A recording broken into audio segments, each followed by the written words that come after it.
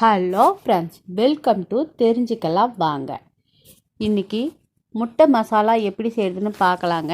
இதுக்கு தேவையான பொருள் என்னென்னு சொல்கிறேன் வாங்க, வீடியோக்குள்ளே போகலாம். பச்சை மிளகா, பூண்டு, இஞ்சி, கருவேப்பிலை இது எல்லாத்தையும் பொடியாக அரிஞ்சிக்கலாம். 200 கிராம் பெரிய வெங்காயத்தை நீல வாக்கில் அரிஞ்சு வச்சுருக்கிறேன். தக்காளி நல்லா 2 தக்காளி பழமாக பார்த்து அரிஞ்சு வச்சுக்கோங்க. அரை மூடி தேங்காய் பால் எடுத்து வச்சுருக்கிறேன். 5 முட்டையை வேக வச்சு 2 கட் பண்ணி வச்சுக்கலாம்.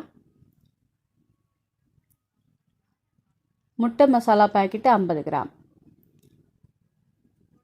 அடுப்பு ஆன் பண்ணி பாத்திரத்தை வச்சுக்கலாங்க. பாத்திரம் காய்ஞ்சதும் எண்ணெயை ஊற்றிக்கலாம். 2 ஸ்பூன் ஊற்றிக்கலாங்க. பாத்திரம் நல்லா காஞ்சிருச்சான்னு பார்க்குறேன் பாருங்கள். கை வந்து நல்லா தெரியும் அதில் எண்ணெய்க்குள்ளே. இப்போ கடுகு போட்டுக்கலாம். கருவேப்பிலை, பச்சை மிளகா, நம்ம பொடியை அரிஞ்சு வச்சுருக்கிற பூண்டு, இது எல்லாத்தையும் ஒன்று பின்னாடி ஒன்றா போட்டு நல்லா வதக்கி விட்டுக்கலாம்.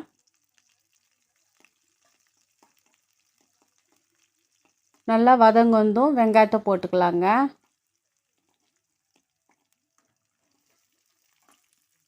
போட்டு நல்லா வதக்கி விடுங்க. வெங்காயம் நல்லா எண்ணெயிலேயே வதங்கணுங்க. இதுக்கு வெங்காயம் தக்காளி வதங்கிறதுக்கு மட்டும்தாங்க லேட் ஆகும்.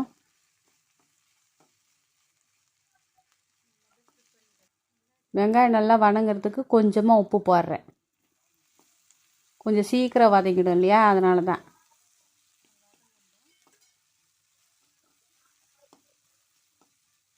நல்லா வெந்துருச்சு. இப்போ இஞ்சி அரிஞ்சு வச்சுருக்கதை போட்டு நல்லா வதக்கிட்டு அப்புறம் தக்காளி போட்டுக்குங்க. இஞ்சி முதல்லையே போட்டோம்னா பாத்திரத்தில் அடி பிடிக்குங்க. அதனால் நல்லா வெங்காயம் வதங்கினதுக்கப்புறம் போட்டுக்கலாம். போட்டு நல்லா வதக்கி விடுங்க.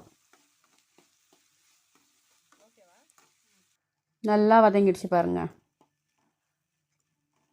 இப்போ முட்டை மசாலாவே போட்டுக்கலாங்க. 50 கிராமு. இது வந்து 4 பேருக்கு அளவு கரெக்டாக இருக்குங்க.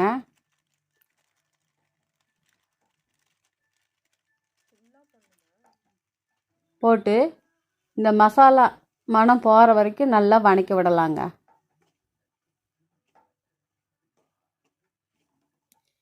இதில் வேறு எந்த தூளுமே போட தேவையில்லைங்க. இந்த முட்டை மசாலாவுக்கு இந்த தூள் மட்டும் போட்டால் போதுங்க. நல்லா வதக்கி விட்டு இப்போ இந்த குழம்புக்கு தகுந்த தண்ணி ஊற்றிக்கலாம்.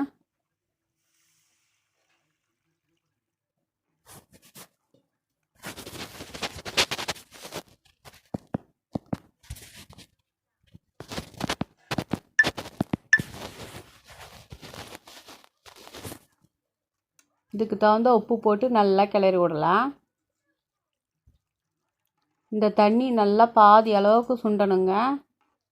அந்த அளவுக்கு நல்லா கொதிக்கிட்டு ஒரு 5 நிமிஷம் மூடி வச்சு 5 நிமிஷம் கழித்து திறந்து பாருங்கள். நல்லா சுண்டிடுச்சு. தண்ணி பாதி அளவுக்கு நல்லா சுண்டிடுச்சு. இப்போ நம்ம தேங்காய் பால் ஊற்றிக்கலாம்.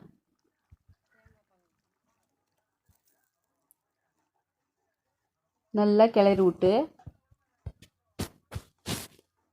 நல்லா கொதிக்கிட்டுங்க ஒரு 5 நிமிஷம். நல்லா கலர் ப்ரௌன் கலரில் மாறும். நல்லா திக்காகவும் ஆகும் குழம்பு. பாருங்க, மசாலா இது சூப்பராக இருக்குங்க. இட்லிக்கு, தோசைக்கு, சப்பாத்திக்கெல்லாம் நல்லா டேஸ்ட்டாக இருக்கும். நல்லா 5 நிமிஷம் ஆகட்டுங்க. இந்த பதத்துக்கு வரணுங்க. நல்லா சுண்டி அப்புறம் முட்டையை போட்டுக்கலாம்.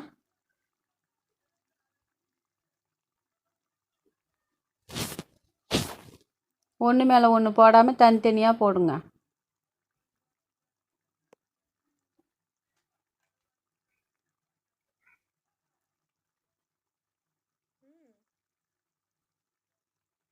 போட்டு நல்லா அப்படியே குழம்புல அப்படியே லேசாக அமுத்தி விடுங்க. உப்பு காரமெல்லாம் ஏறட்டும். வேகமாக கிளறி விடாதீங்க, கரு தனியாக வந்துடும். அதனால் லேசாக அப்படியே தனித்தனியாக அப்படியே கிளறி விடுங்க.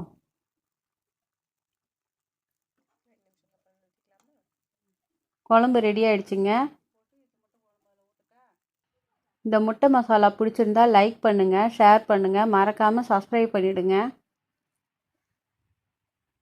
Thank you friends.